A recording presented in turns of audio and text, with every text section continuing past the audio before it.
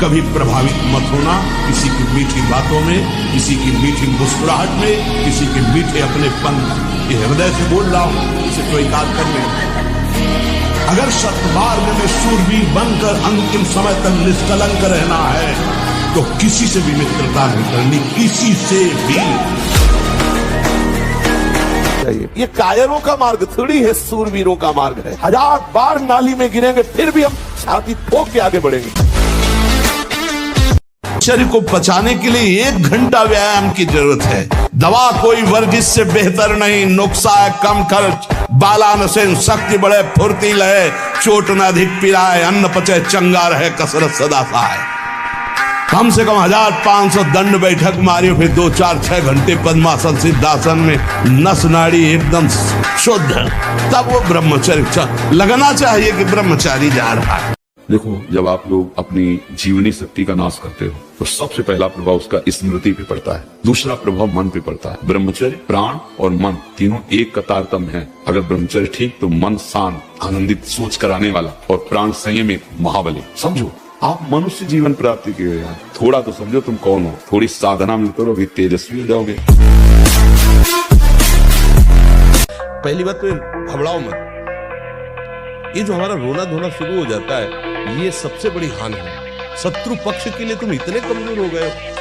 अरे भाई, ऐसा नहीं, हम भगवान के बच्चे हैं, हम सब ऐसा क्या। वो भगवान की शक्ति से शक्तिमान होकर त्रिभुवन में झंडा फहरा रहा है और हम भगवान के बच्चे होकर रो रहे हैं। कैसे हम भगवान को अपना नहीं माने, इसीलिए सच्ची बात है। जिस दिन आप अपने गुरु के हो जाओगे, भगवान के हो जाओगे, तो आपके अंदर एक तेज आ जाएगा, एक शक्ति आ जाएगी। बिना ब्रह्मचर्य के किसी भी ऊंचाई पर नहीं चढ़ा जा सकता। जैसे वैरागी जन ब्रह्मचर्य रहते, ऐसे आपको रहना चाहिए। इसलिए आपसे प्रार्थना है कि आप अपने ब्रह्मचर्य की रक्षा करो। जब तक ब्याह ना हो तब तक ब्रह्मचर्य का भाव। ब्रह्मचर्य में इतनी ताकत है कि बचपन में जो पढ़ा है वो आज भी हमें याद है। ब्रह्मचर्य ठीक ना तो वो शरीर रोग से ग्रसित है। साफ शास्त्रों की बातें भगवान ने। ब्रह्मचर्य में स्मृति की बड़ी सामर्थ्य होती है।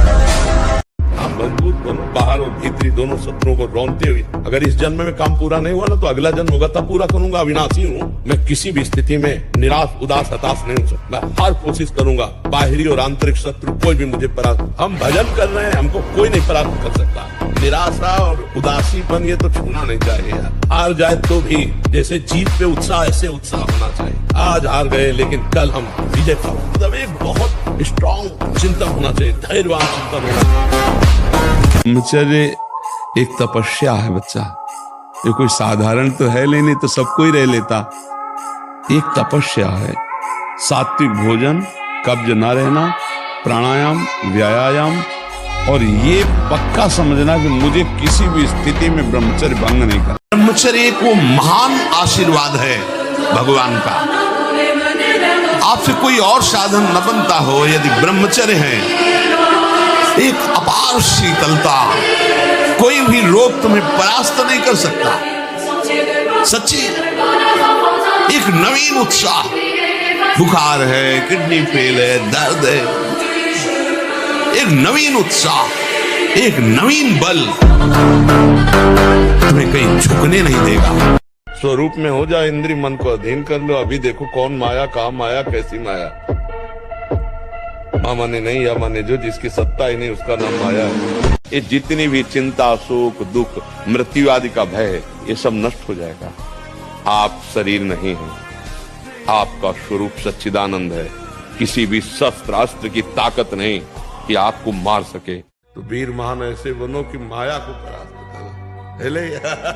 सिंह की तरह दहाड़ता हुआ ऐसे, तो अब माया को पछाड़ो। पहले अभी माया के लिए पछाड़ा, अब माया को पछाड़ो। तो भी संत भी बनोगे ना तो वीर ही महान बनोगे। ब्रह्मचर्य का विमल प्रताप प्रकट होता है। वीरवान बलवान होता है, विद्वान होता है, तपस्वी होता है, मनस्वी होता है, त्यागी होता है, तत्व चिंतन परायण होता है। ब्रह्मचर्य में अलौकिक अमानुषिक शक्ति जागृत हो जाती है। अमानुषिक ऐसा कैसे हो सकता है? हो सकता है क्योंकि ब्रह्मचर्य है, क्योंकि भगवत मार्ग का पथिक है। उस शक्ति, उसकी शक्ति के सामने संसार को आश्चर्य असंभव जान पड़ता है। शेर को सियार बनने में देर नहीं लगती। माया बड़े बड़े शेरों की। गंदी बात आ रही है, आराम से चद्दर तान के सो जाओ, घंटा 2 घंटा में वृत्ति बदल जाएगी। हमारी बात को समझ लेना। सब गुलामी करवाते हैं, कोई मुक्त नहीं करवा सकता। इसलिए गर्दन कटा लेना, लेकिन विषयों की तरफ झुकना मत। तपस्वी उपासक को चाहिए स्त्री के रूप की तरफ, उसके हास्य की तरफ, उसके मधुवचन की तरफ, उनके हाव भाव की तरफ ना देखे, न चिंतन करे। ब्रह्मचर्य व्रत में रत रहने वालों को अत्यंत सावधानी पूर्वक अपनी इंद्रियों को दर्शन, संभाषण, चिंतन से बचाना है।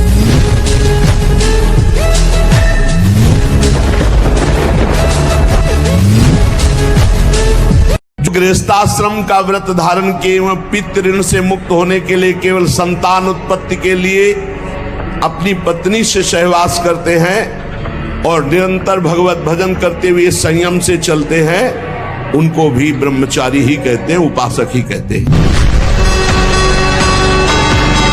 इतना दृढ़ निश्चय करना है कि मैं मृत्यु को स्वीकार कर सकता हूं, पर गलत आचरण स्वीकार नहीं कर सकता। मृत्यु आवे मुझे मार जाए वो स्वीकार है, लेकिन मैं गलत आचरण नहीं कर सकता, धर्म विरुद्ध नहीं चल सकता। हर भोग के बाद अशांति, तृष्णा, घृणा, ये चीजें हैं, इसमें नहीं, उसमें नहीं, उसमें भागते घूम रहे, कभी हमें तृप्ति नहीं हुई।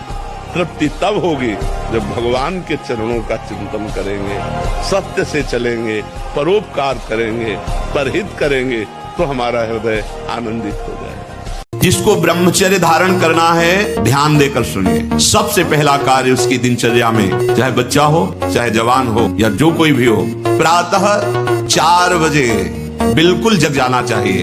और जो 8-10 बजे तक सोता है, वो कोई भी हो, ब्रह्मचारी रह ही नहीं सकता, ब्रह्मचर्य रह ही नहीं सकता। वो स्वप्न दोष का शिकार होगा, वो नाना प्रकार की कुचेष्टाओं का शिकार होगा, पक्का। क्योंकि बुद्धि को सत्य प्रकाश की तरफ प्रेरित करने वाले भगवान भुवन भास्कर हैं। वो पधार रहे हो, आप सो रहे हो सैया पे, आपकी आयु, श्री, कीर्ति, बल सब नष्ट होगा।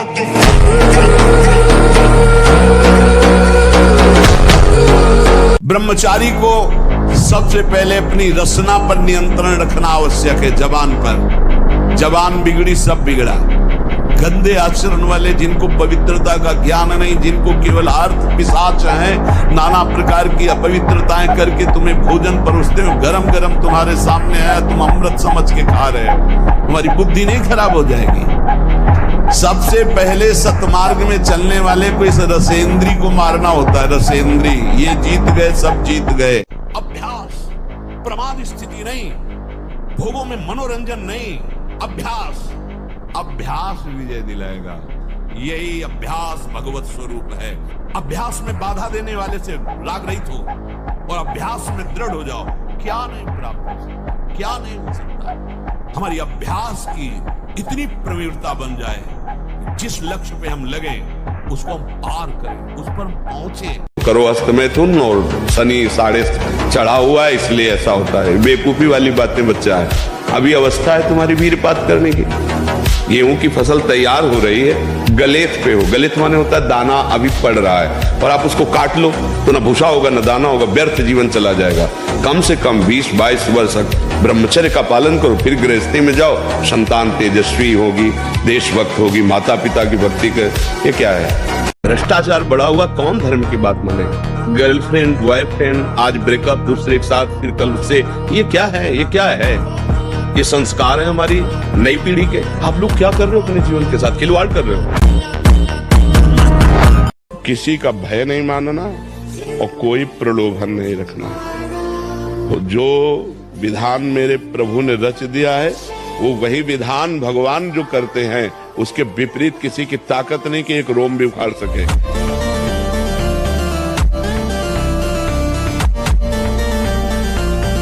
जो भोगी पुरुष होता, पास से निकल जाए तो दुर्गंध निकलेगी, और जो ब्रह्मचारी होगा तो उसके शरीर में सौरभ होगी। ब्रह्मचारी का एक एक रोम तेज से युक्त होने लगता है, चेहरे पर हर समय प्रफुल्लता, मुस्कान, उसका हृदय नंदनवन हो जाता है, आनंदवन, बिना किसी कारण की प्रसन्नता बनी रहती है। ब्रह्मचारी मतलब आग, ब्रह्मचर्य आग, आप सच्ची समझो, आग। पैर ऐसे पड़े जैसे आग में पैर पड़ते। आग में पैर कैसे पड़ते? ऐसे ब्रह्मचारी चलता है। क्या है इसे गिलहरी नहीं चिलचिलाती, ऐसे ब्रह्मचर्य का जीवन। मन को आप नहीं रोक सकते, गंदी बातें करेगा और विश्राम भोगों में मानेगा। लोग कहते हैं ना हम इस पे पीएचडी किए, हम इस पे पीएचडी किए, तो हम मन पे पीएचडी किए। अगर आप पापाचरण करते हैं तो इसी जन्म में तुमको या उनको काल भगवान। ये ब्रह्मचर्य धर्म है, ये ध्रुपद है, ये नित्य है, ये शाश्वत है। देवलोक सहित समस्त देवता उसे नित्य नमस्कार करते हैं जो ब्रह्मचारी होता है। अगर आप 5 वर्ष ब्रह्मचर्य रहे केवल इसलिए कि जो हमारी संतान हो वो बहुत देशभक्त, हरिभक्त, बलवान, विद्वान, ज्ञानवान हो, और आप नियम से दोनों भजन करो, और 5 वर्ष बाद गर्भाधान करके संतान उत्पत्ति के शास्त्र सिद्धांत अगर वो महापुरुष न पैदा हो तो बताना।